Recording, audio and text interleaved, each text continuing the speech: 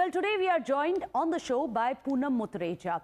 She is from ED Population Foundation of India. Also, Dr. Hrishikesh Pai is joining us. He is a senior gynecologist as well as a fertility expert at the Leelavati Hospital as well as Fortis in Delhi. I'm going to come across to you, Poonam Muthreja, first, because we are going to put out the statistics when it comes to the states, the southern states versus the northern states. Is there a specific reason as to why this pattern seems to be emerging? We have it behind me as well. A pattern seems to be emerging that it's in the southern state where the fertility has been declining. In the northern states, in the central states as well, like Madhya Pradesh, the fertility rates are very high. Why?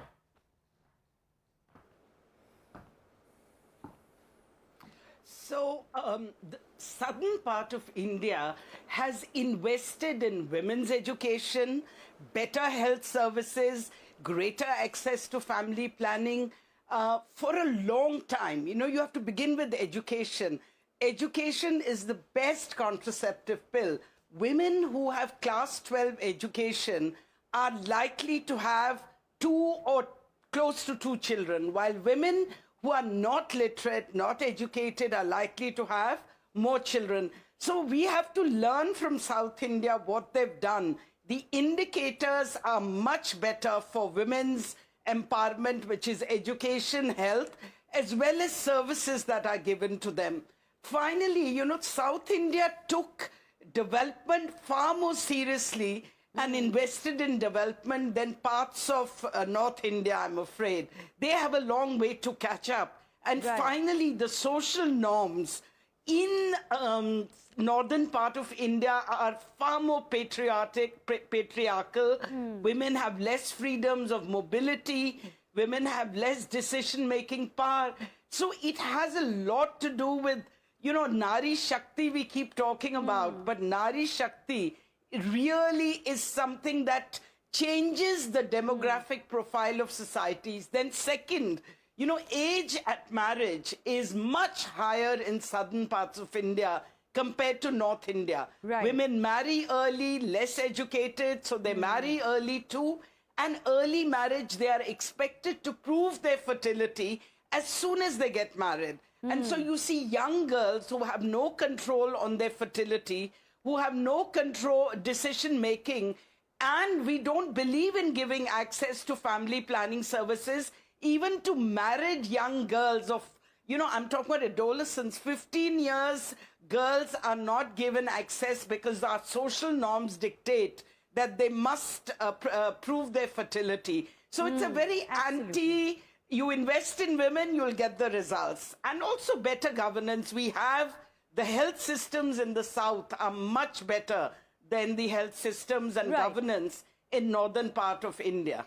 So you have health systems, you have education, and of course more awareness and less patriarchal systems, which may be one of the contributing factors to the decline of the fertility rate.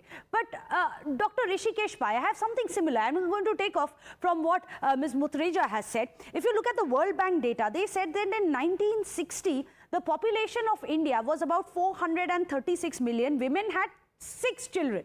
That was as high as 6 children per woman. But only 1/4 of them had access to contraceptives. Only half of them actually attended primary school. The importance of contraception, also the access to contraception, the education, the social norms are the ones which are dictating it. Have you seen a pattern of late as well?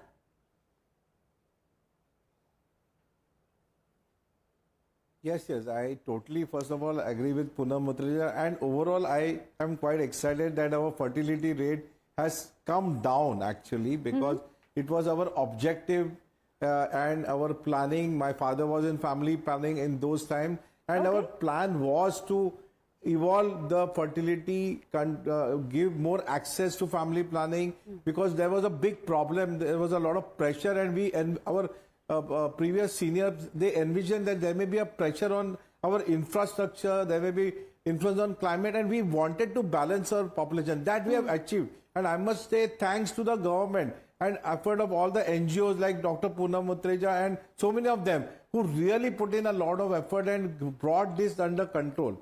So now we are at a cusp kind of, we are at a level where initially in the olden days we had 4-5 kids. Now if you look at my friend circle, among the 6 of us, 3 of us have got only 1 child. So the preferences are also, we want to give more to our children. We want to give them the best education. So obviously we can't have too many kids, because so that balance has come in the society, and that is a good point. The bad point is that how do we see that this balance is maintained in our favor?